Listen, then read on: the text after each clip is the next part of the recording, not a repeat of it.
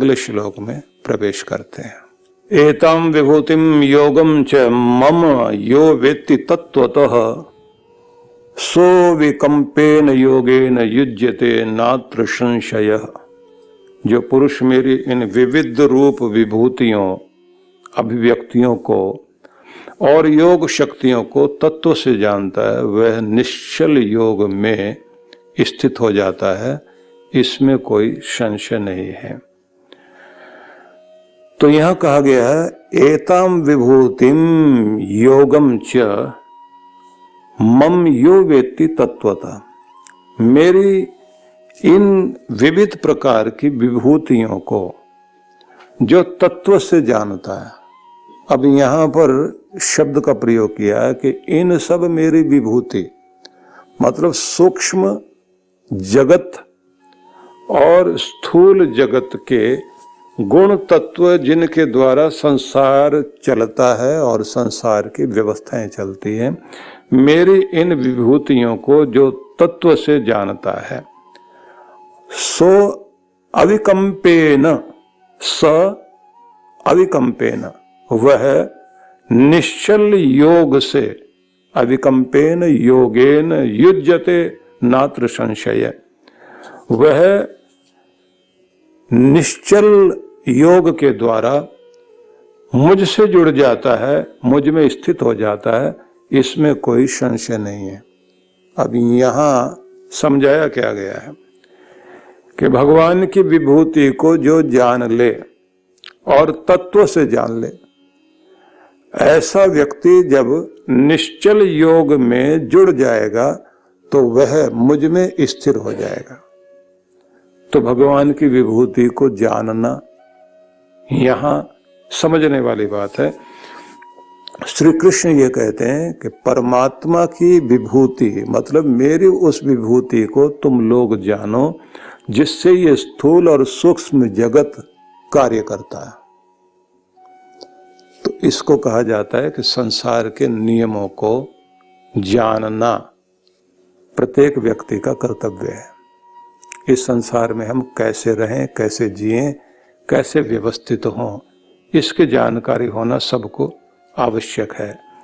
और इसमें अविकंप योग के विषय में भी वर्णन किया। तो सबसे पहले तो हम लोग विभूति शब्द की तरफ चले, क्योंकि जब तक विभूति नहीं समझेंगे तब तक जो है इसका अर्थ नहीं समझेंगे। तो विभूति को भी समझने से पहले वी तो उपसर्ग है, वी विशेषण। अब भूति, भूति क्या है? भूति का अर्थ होता है होना। क्या होना? सुख, विजय, धन, ऐश्वर्य, ये जो विशेष रूप से किसी चीज का होना। विभूति मतलब विशेष रूप से किसी चीज का होना। अब वो किसी चीज से मतलब क्या हो गया कि इस दुनिया में जो भी कुछ इस तरह की विशेष चीजें अणु अणु में विराजमान हैं या जिनके लिए आप लालायित रहते हैं, ऐसी जो इस दुनिया में प्रकट चीजें हैं जिनको आप चाहते हो, वो सब मेरी विभूतियां हैं। क्या चाहते हैं हम लोग? सुख चाहते हैं, विजय चाहते हैं, आनंदित होना चाहते हैं, प्रेम चाहते हैं। उस परम का सौंदर्य जो है विभूति है। परमात्मा का परम उत्कर्ष विभूति है। योग शक्ति उस परम विभूति के द्वारा हमें उसके प्रति प्रेम जागृत हो जाए, तब हमारे जीवन में योग शक्ति काम करती है कि हम उससे जुड़ने के इच्छुक होते हैं। अब थोड़ा समझें कि कहा क्या जा रहा है। प्रत्येक अणु अणु में जो परमात्मा की सत्ता है और उसके द्वारा प्रत्येक चीज जो खिली हुई है, एक फूल का खिलना और उसके सौंदर्य का प्रकट होना और उसका जो आकर्षण है, वो फूल की विभूति है जो अपनी तरफ खींच रही है। गन्ने की जो मिठास है, वो जो मिठास आपको खींचती है, आपको गन्ने से कोई लेना देना नहीं होता, उसकी विभूति आपको खींचती है। फूल का सौंदर्य और उसकी सुगंध वो उसकी विभूति है, वो आपको अपनी तरफ खींचती है।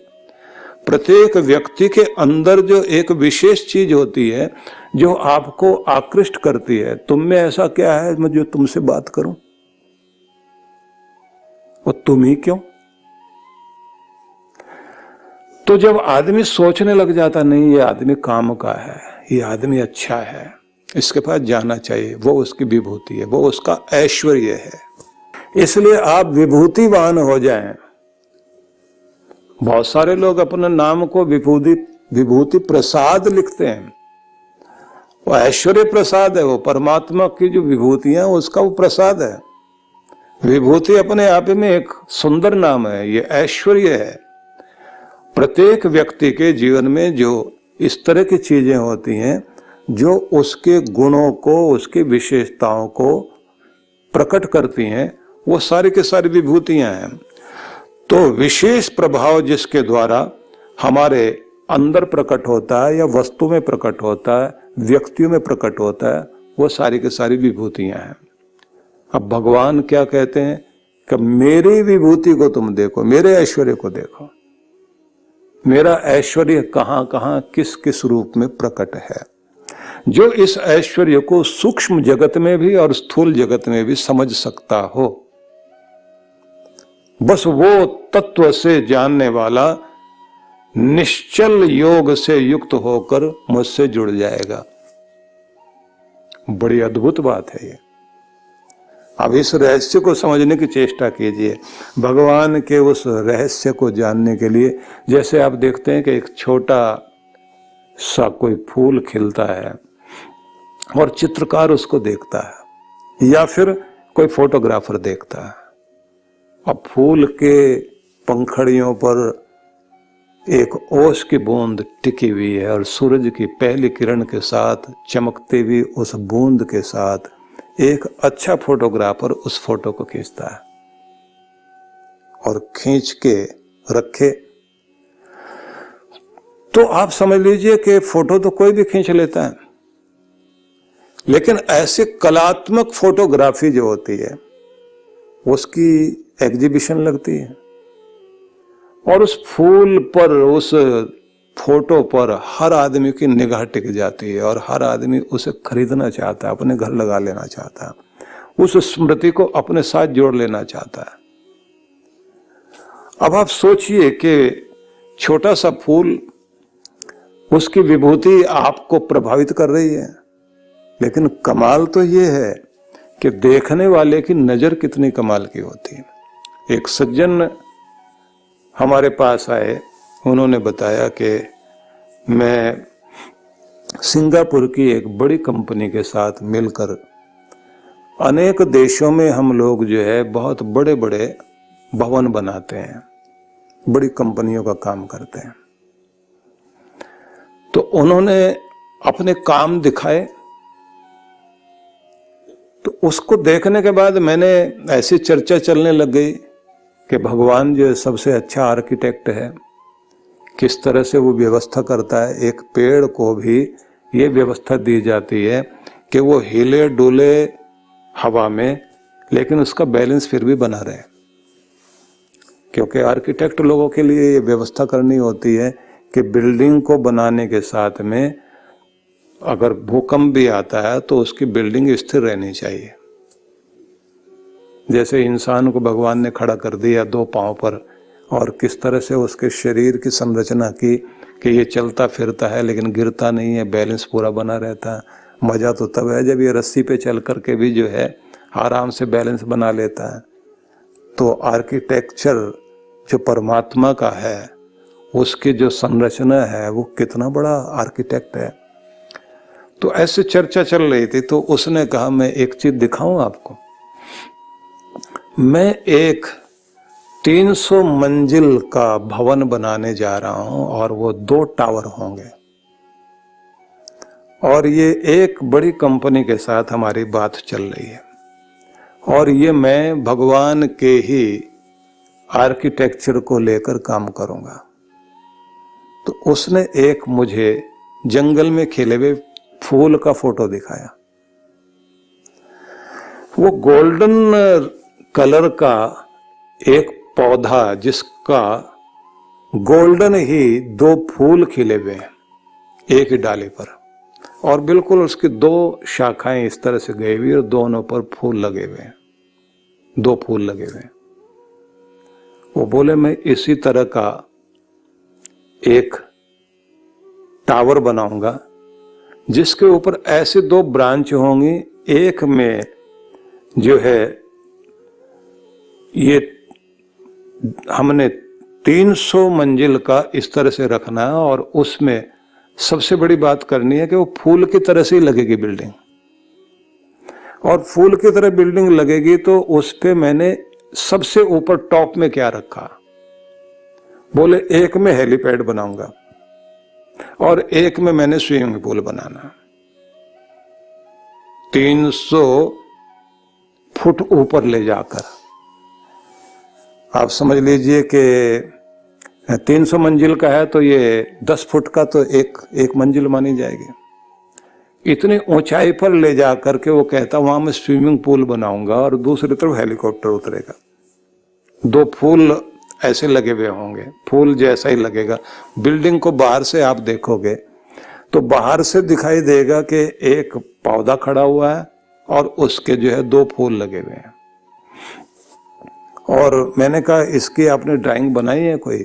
तो उन्होंने उसकी एक ड्राइंग बनी हुई थी, वो भी मुझे दिखाई, और दिखाने के साथ में वो बोले कि इसमें 2-4 पत्तियां भी मैंने बना दी हैं, उसमें मैं कुछ और बनाऊंगा जो मैं अभी नहीं बता रहा हूं आपको।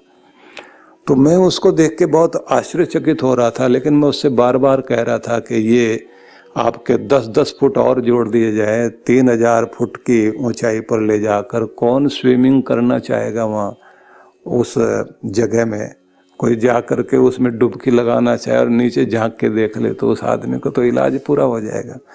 बोले नहीं, ऐसा नहीं है, लोग आनंद लेते हैं। हम तो हर मंजिल पर एक स्विमिंग पूल तो वैसे देंगे हम लोग, लेकिन एक बड़े वाला हम वहां देंगे। जब आदमी कहता हम आसमान में ऊपर वहां स्नान करते हैं। आप जरा सोच के देखिए कि परमात्मा ने जो अपना ये स्थूल जगत बनाया है, अगर इसके बारे में आप सोचने लग जाएं कि कितना कितना विशाल ब्रह्मांड है और कैसे कैसे ग्रह नक्षत्र हैं और कितनी कितनी दूरी पर हैं, उसकी कल्पना करने बैठे तो आप विस्तार में भी नहीं जा सकते। विस्तार में जाने का मतलब यह होता है कि आपकी संख्या रुक जाएगी, आप इकाई दाई से शुरू करेंगे और अरब खरब तक पहुंचेंगे। उसके बाद में जाते जाते आपकी संख्या जो है अरब खरब जो है, नील पद्म शंख महाशंख, इन सब में जाने के बाद में आप तो वहां रुक जाओगे। बिलियन ट्रिलियन करने के बाद में आगे तो आदमी की संख्या रुकने लग जाती है, क्योंकि हमारी तो गिनती भी छोटी सी है और परमात्मा का जो है अंक गणित बहुत बड़ा है। और अगर हम सूक्ष्म जगत में जाने लग जाएं तो वहां तो और भी आश्चर्य होता है। गिनती जो है 0 से जितनी ऊपर जाती है उतनी नीचे जाती है। हमारी संख्या जो है जितनी 0 से ऊपर है उतनी ही 0 से नीचे भी है। जितना नीचे चलते चले जाओगे और सूक्ष्म जगत में आप पहुंच जाओगे तो आप बहुत आश्चर्य करेंगे। और तो और आपके शरीर के अंदर जो ये सेल्स काम करते हैं, आप उन्हीं के बारे में विचार करने बैठ जाएं तो आप तो गणना करना ही आपके लिए मुश्किल हो जाएगा। और प्रत्येक सेल के अंदर कितनी सारी शक्तियां भगवान ने दी हैं। ये जो आपका जो है कितना जीबी का डाटा जो आपके एक सेल का भी ऐसे, वो कितने जीबी का डाटा एक सेल के अंदर आता है, और आपके कितने जो है ये कितने ट्रिलियन आपके सेल्स हैं जो परमात्मा ने इसमें भर रखे हैं, जिनके द्वारा ये एक पूरी कॉलोनी है आपके शरीर की जो एक दूसरे के साथ हार्मनी बन करके चलती है। इनका एक दूसरे के साथ में संयोग है जिससे ये शरीर काम करता है। तो सूक्ष्म जगत को जानना और स्थूल जगत को जानना, और जानने के बाद में जब आपकी कल्पना में ये आए कि मेरा प्रभु कितना अद्भुत है और कितनी योजना के साथ इस सारे संसार की संरचना उसने की है, कितना वो बुद्धिमान है, कितना वो शक्तिशाली है। जब हम लोग जाकर के पहाड़ों को देखते हैं तो इतने ऊंचे पहाड़ों में, और ये जो पत्थर के पहाड़ हैं, तो आश्चर्य तो तब होता है जब ये लगता है कि इन पहाड़ों की रचना करते समय भगवान ने कोई ठेकेदार भी बुलाया था क्या? ठेका दिया वो इतने सारे पत्थर लगाने, भैया तुमने इनको जोड़ना भी है, इस तरह से इनको मिलाना है। वो कोई किसी ठेकेदार को नहीं बुलाता, मजदूर नहीं बुलाता, आर्किटेक्ट नहीं उसके आते, कोई इंजीनियर खड़े नहीं होते, कोई स्ट्रक्चर डिजाइन करने वाला आदमी नहीं आता। अपने आप ही सारा ऐसा डिजाइन करता और अपने आप आदेश करता है और उसकी सारी चीजें मिलती चली जाती हैं।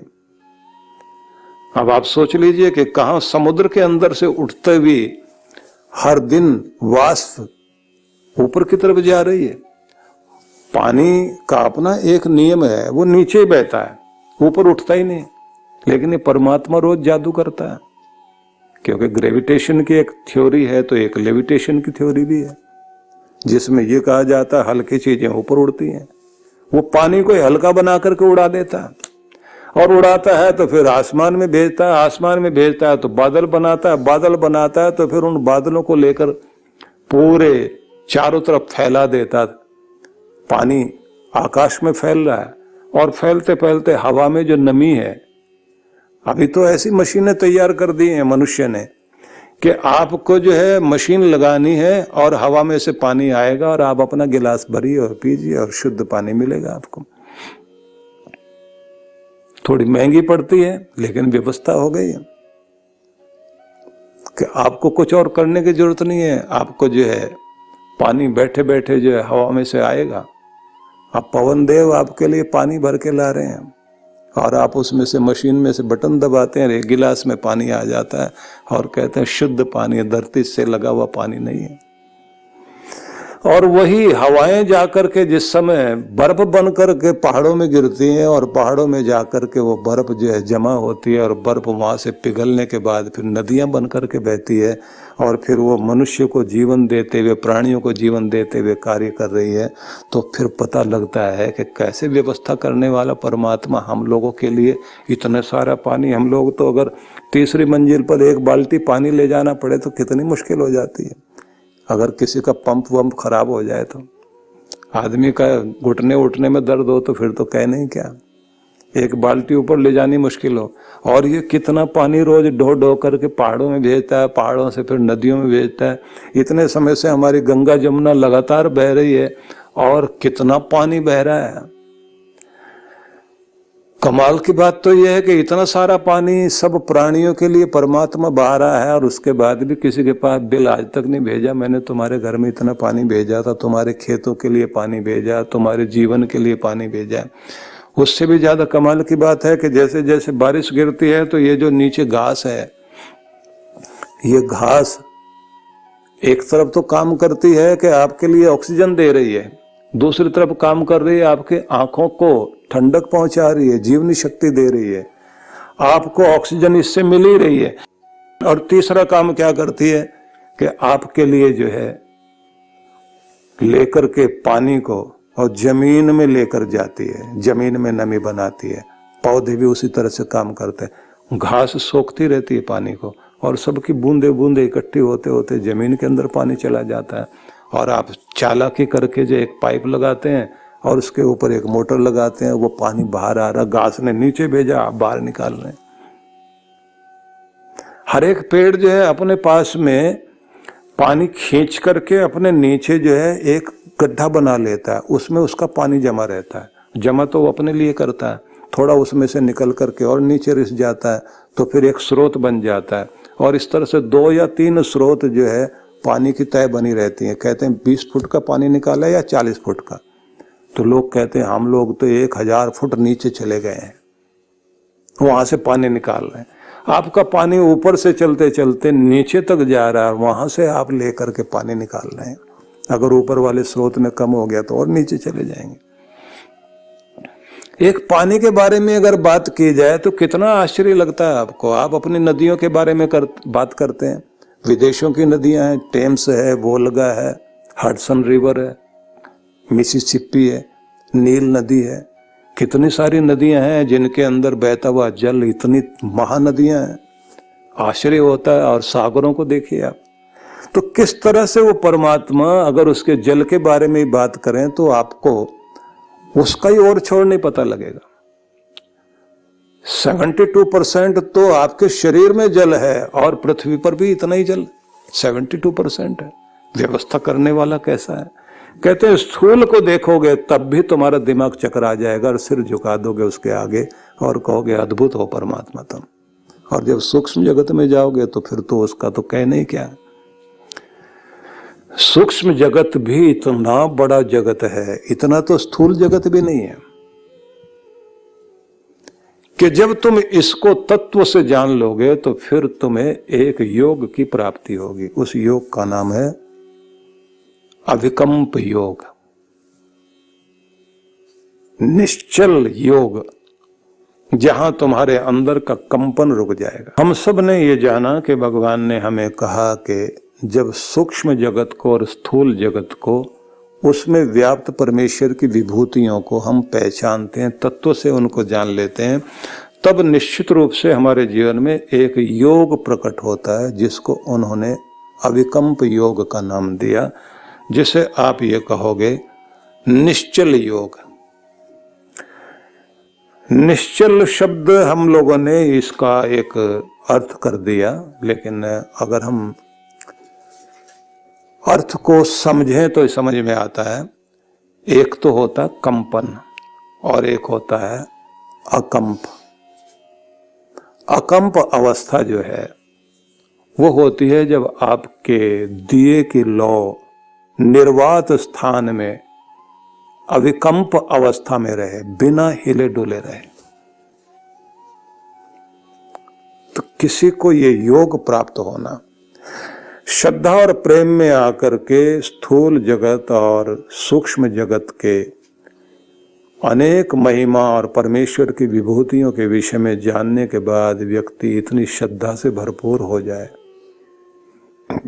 कि उसका चित्त उसमें ठहर जाए, और ठहर जाए तो उसमें खो जाए, हिलना डुलना ना हो। क्योंकि हर समय हम कंपित रहते हैं, बैठे बैठे भी हम लोग, सीधे बैठकर भी हमारे अंदर कंपन चल रहा होता है। आश्चर्यजनक बात तो ये कि शरीर स्थिर हो भी जाए तो मन स्थिर नहीं होता, मन में भी कंपन चल रहा है, मन भी डोलता रहता है। तो एक अवस्था होती अडोल अवस्था, उसे आप अविकंप अवस्था कहेंगे। जब आप अडोल हैं, डोल नहीं रहे, डोलायमान नहीं है, आप अपने स्थान में स्थिर हैं, कंपित नहीं है, आपके अंदर कोई वाइब्रेशन नहीं है, आप बिल्कुल अपनी जगह पर स्थिर होकर बैठे हैं। तो कहते हैं कि ऐसा निश्चल, बिना हिले डुले, बिना गति के स्थिरता वाला योग उस समय सधता है। कृष्ण भगवान ने बहुत तरह के योग के संबंध में चर्चा की है, इसलिए उनको योगेश्वर कहा है, योगीश्वर नहीं कहा। कृष्ण को योगीश्वर नहीं, योगेश्वर कहा है। अनेक तरह के योगों के ईश्वर और योगियों के ईश्वर कृष्ण जो है, अनेक प्रकार के योग बताने वाले ऐसे प्रभु, ऐसे भगवान, जिन्होंने हमारे जीवन में समत्व योग को बताया, कौशल योग को बताया, और हर अध्याय उनका एक योग है।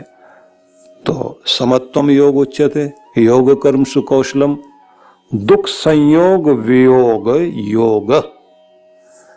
दुख और सुख का जो हमारे जीवन में प्रभाव चलता है, तो जब किसी के जीवन में से दुख का संयोग समाप्त हो जाए, ऐसी कोई स्थिति आ जाए, तो वो भी एक अद्भुत योग है कि आप दुख रहित जीवन जिए।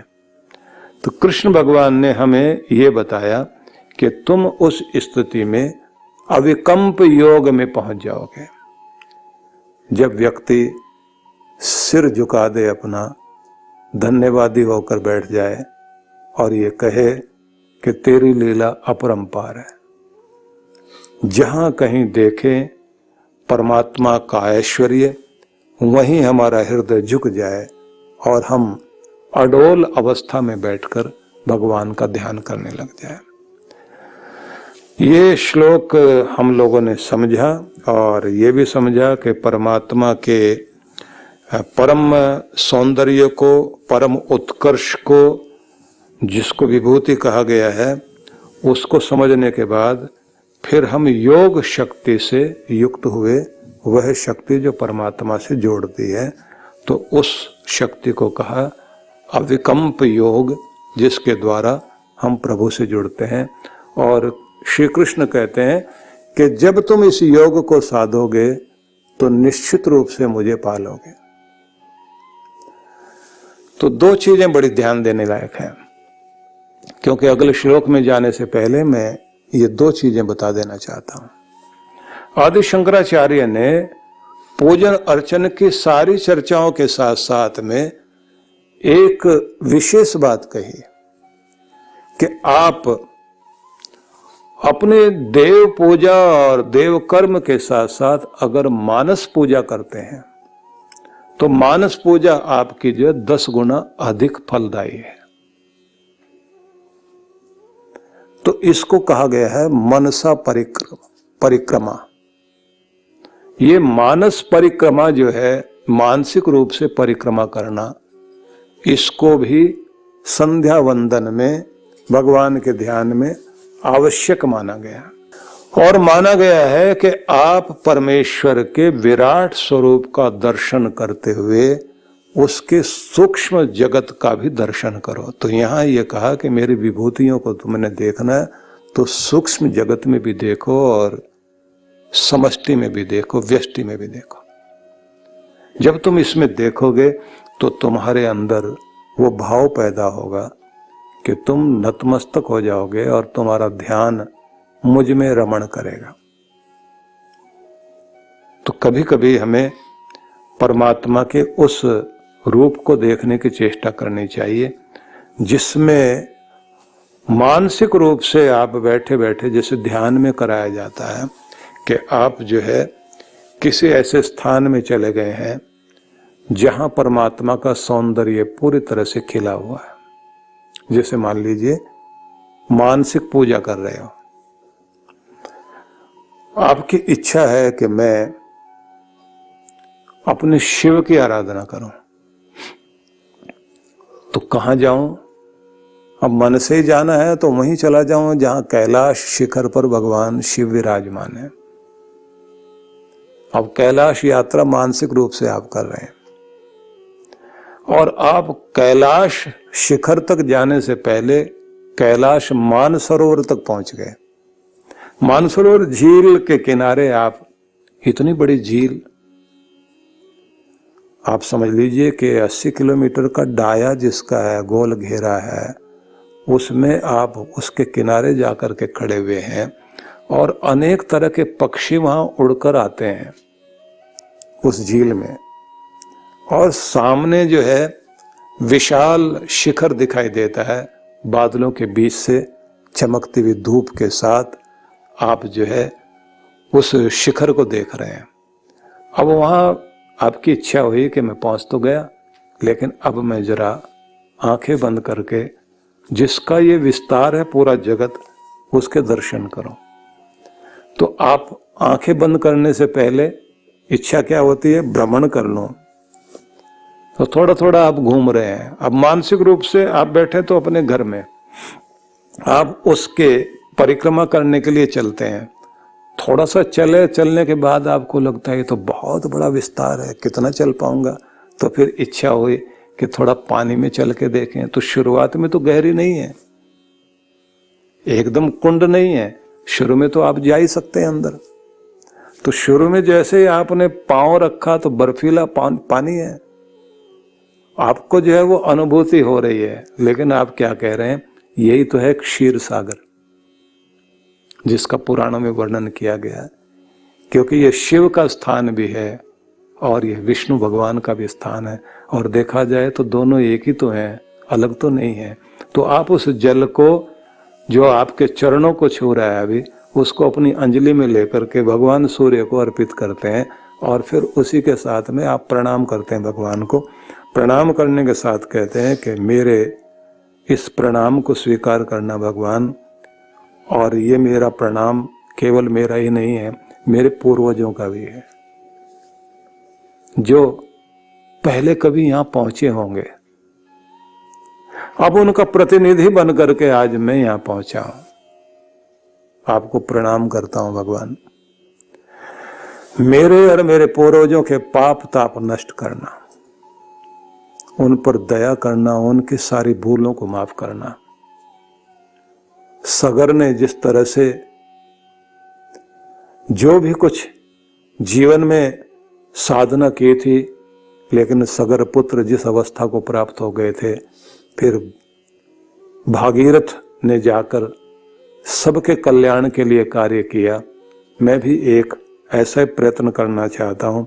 मेरे पूरे परिवार में जहाँ कहीं भी जो भी जिसके द्वारा भी जो त्रुटियां हुई होंगी उन सबको क्षमा करना भगवान, और उनको माफ करने के बाद उन्हें अपने चरणों में स्थान देना। अब आप अपने घर में बैठे बैठे मानसिक रूप से आराधना कर रहे हैं और पहुंच गए कहाँ? आप कैलाश में। अब वहां से आप चल करके सबसे पहले इच्छा होती है आपकी कि इसी तट पर बैठकर थोड़ी देर ध्यान कर लो। अब आप आंखें बंद करके बैठ गए हैं, आंखें बंद करके बैठे हैं कि ये कैलाश का मानसरोवर है और हंस उड़कर यहाँ आते हैं। तो हमारे जीवन में हमारी आत्मा भी तो हंस है जो इस सागर तक पहुंचना चाहते हैं। ये जल कौन सा है जो मेरे प्रभु के चरणों को छू करके यहाँ इकट्ठा हुआ है, और वो चरण मेरे शिव के हैं, तो मैं उनको पहले प्रणाम करता हूँ।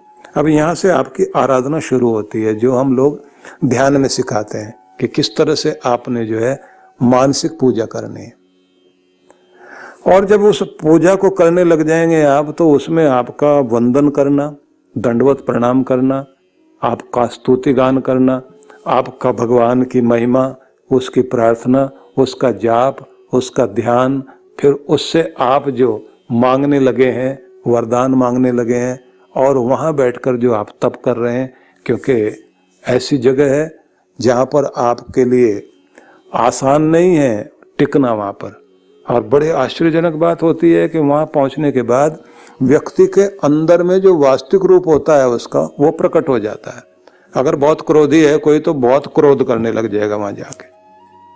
शांत है तो उसकी शांति प्रकट होती है। और अगर वो अपने समस्त अहंकार का परित्याग करके सहज हो जाए और कहते हैं कि हे शिव, आप ही मेरा हाथ पकड़ कर लेकर चलो, अब उस समय जो है जो चल नहीं सकते उनको भी ताकत मिल जाती है। अब उस रूप को ध्यान में लेकर के आप बैठकर उस तट पर साधना कर रहे हैं।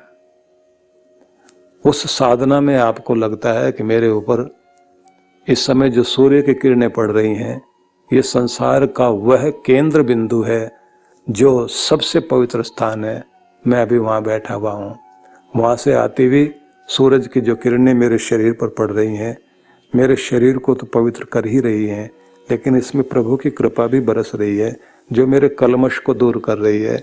मेरे पाप ताप दूर हो रहे हैं, मैं शुद्ध होता जा रहा हूँ और मेरे जीवन में कुछ नयापन आ रहा है, मेरे प्राणों में नयापन आ रहा है, मेरे हृदय में नयापन आ रहा है, मेरी आंखें नई हो रही हैं, मेरे सोचने का ढंग नया हो रहा है। मैं नए संकल्पों के साथ एक नई जिंदगी जीने के लिए आज तत्पर हुआ हूँ।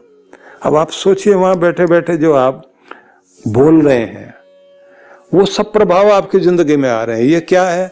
मानसिक पूजा। मानसिक पूजा करते करते आप कहां बैठ गए?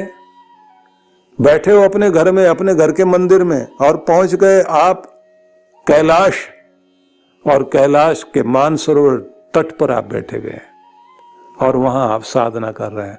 पूरी वही अनुभूति होगी आपको जो वहां पहुंचने के बाद होगी।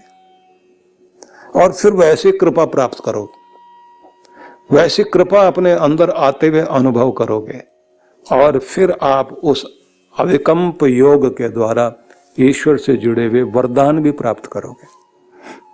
इसलिए कहते हैं कि तीर्थ जाओ, साल में एक बार चले जाओगे, 2 बार जाओगे, लेकिन अगर आपके अंदर भावना हो तो मानसिक रूप से हर दिन आप तीर्थ में जा सकते हैं। किसी दिन द्वारिका जाइए, किसी दिन आप पूरी कोशिश करो आप अयोध्या जी होकर आओ, किसी दिन आपकी इच्छा हो आप वैद्यनाथ धाम में जाकर के आइए, वैद्यनाथ प्रभु से आशीर्वाद लेकर आओ कि मुझे उत्तम स्वास्थ्य का, आरोग्य का आशीर्वाद दो। तो पूरी कोशिश कीजिए कि नए वर्ष तक आपकी कोशिश रहे आप सभी तीर्थों में घर बैठे बैठे, अपने कमरे में बैठे बैठे यहीं से यात्रा कर लें, सभी तीर्थों में होकर के आइए। आप तो सेकंडों में चंद्रमा तक पहुंच सकते हैं अपने मन के द्वारा। जब मन आपको नरक तक ले जा सकता है तो स्वर्ग तक भी लेकर जाएगा। तो इसलिए ये मानसिक पूजा जो है इसका बहुत बड़ा स्थान है। और व्यक्ति के मन में विचित्र कल्पनाएं उठती हैं, लेकिन शिव संकल्प वाले बन जाइए, अच्छी कल्पनाओं वाले बन जाइए, तो आप देखिए ना, आप हर पल कितनी अच्छी जगह पर बैठे हुए दिखाई दोगे। आप कभी कभी उस जगह में भी जाइए। जैसे एक प्रवचन हमारा हुआ था सिंगापुर में, जिसमें मैंने एक चीज बताई थी वहां कि हम एक ऐसी कॉलोनी में आ गए हैं जो संतों की कॉलोनी है, जो पहले हुए हैं उनकी कॉलोनी में आ गए हैं। तो वो कॉलोनी क्या होगी, कैसी होगी कि एक तरफ मीरा की कुटिया है, एक तरफ रैदास की कुटिया है, एक तरफ हम कबीर की कुटिया देख रहे हैं, एक तरफ एकनाथ की कुटिया है, एक तरफ हम देख रहे हैं कि गोस्वामी तुलसीदास जी महाराज की उनकी कुटिया है। ये सबकी कुटिया से अलग अलग आवाजें आ रही हैं। अब वहां से क्या क्या आवाजें आ रही हैं, आप वहां पास में जा रहे हैं। तो उसके बाद मैंने वो सुनाना शुरू किया था कि मीरा के कुटिया से क्या गूंज रहा है, संत एकनाथ के कुटिया से क्या गूंज रहा है। उस भाव को जब आप लेकर बैठे और उनके संदेशों को सुनने लग जाएं कि आज मैं घूमते घूमते अपनी इस कॉलोनी में आज जाकर खड़ा हो गया हूं, ये एक सुंदर भव्य भवन है, एक कुटिया है, सुंदर दृश्य है यहाँ, और यहाँ पर मैं देखता हूं कि मीरा का एक तारा बोल रहा है। अब उसमें जो उनके संदेश हैं वो बड़े अद्भुत हैं। व्यक्ति अपने मानसिक रूप से जो है जब अतीत में जाता ही है तो फिर आप अतीत में जो है उनकी संगति करिए ना, कभी मीरा की करिए, कभी गोरख की करिए, कभी महावीर स्वामी की कीजिए, कभी गुरु नानक देव की संगति में जाकर के बैठिए, कभी आप बुद्ध की संगति में जाकर बैठिए, कभी पतंजलि की संगति में जाकर बैठिए, कभी पाणिनि की संगति में जाएं तो आप सूत्र याद करते रह जाओगे। पाणिनि के सूत्रों को याद करने बैठोगे तो व्याकरण आपको आएगी ना। तो अलग अलग दृष्टि लेकर मानसिक रूप से व्यक्ति यात्रा करता है, लेकिन अगर ये यात्रा आपकी शुभ की ओर हो तो आप देखेंगे अनेक तरह की विभूतियां आपकी जिंदगी में प्रकट होंगी और आपका निश्चल योग शुरू हो जाएगा, आपका ध्यान टिकना शुरू हो जाएगा, और जो कुछ उस समय मिल रहा होगा तो आप आश्चर्य करोगे। कई लोग अपनी कल्पना में चिंता करते हुए अपने डर को साकार कर लेते हैं, इतना साकार कर लेते हैं, वहीं बैठे बैठे इतनी घबराहट हो जाती है, उनको पसीने पसीने हो जाते हैं, और उसके बाद उनको लगने लग जाता है अब जीने का कोई फायदा नहीं, क्योंकि मेरा तो सब कुछ तबाह होने वाला है। क्योंकि चिंता का तो ढंग ही यही होता है, भय, और भय से उत्पन्न हुई चिंता, और चिंता के द्वारा आपके अंदर कंपन, और कंपन आते आते निराशा, और निराशा आते आते आप अपने आप के अंदर टूटन अनुभव करते हैं, वो घबराहट पैदा हो जाती है, जीना मुश्किल हो जाए। लेकिन अगर आप अपने अंदर अच्छी भावनाएं लेकर के आए, आपके अंदर कितनी तरह की शक्तियां जाग जाती हैं। इसलिए ये ध्यान रखना चाहिए कि मानसिक रूप से भी हम अगर यात्रा करें तो शुभ की ओर यात्रा करें। इसलिए जो ये मंत्र हैं, यज्जाग्रतो दूरमुदयति दैवम तद सुप्तस्य तथैवेति दूरंगमम ज्योतिषाम ज्योतिरेकम तन्मे मन शिव संकल्पमस्तु बड़ा अद्भुत मंत्र है जो जागते हुए भी दूर दूर तक जाता है और सोते हुए भी मेरा मन न जाने कहां कहां की यात्रा करता है। ये ज्योतियों का भी ज्योति है। ऐसे मन को मैं शिव संकल्प वाला कर लूं, इसकी कल्पना शक्ति ऐसी हो जाए जो मेरे कल्याण के लिए हो, तो आप देखेंगे ना कि इनके द्वारा आप ईश्वर की अनुभूति करोगे, ऊंचे शिखरों पर पहुंच जाओगे आप। जिन साइंटिस्ट लोगों ने दुनिया में बड़ी रचनाएं की, उनकी सबसे बड़ी विशेषता थी कि उन्होंने अपनी कल्पना में वो चीज पहले लेकर आए और उसके बाद उसे धरती पर उतारा। तो मैं ये चाहूंगा कि ये जो 2 श्लोक हम लोगों ने चिंतन किए हैं, इन श्लोकों के उस रूप पर हम जरूर ध्यान दें कि भगवान ने सृष्टि की रचना की, किन के माध्यम से की, समष्टि की और इस व्यष्टि की रचना होने के साथ हमें कहा गया कि इसमें जो परमात्मा की विभूतियां हैं उनको जानने की चेष्टा करो, क्योंकि इससे तुम्हारा ध्यान अविकल्प योग हो जाएगा और ईश्वर की प्राप्ति हो जाएगी। तो बहुत ही सुंदर संदेश है ये, क्योंकि इसकी गहराई में जाने से हमें इसके विषय में पता लगता है। तो सबके लिए बहुत सारी मंगल कामनाएं और आज के कार्यक्रम को यहाँ पूर्ण करते हैं। ओम शांति शांति शांति ओम।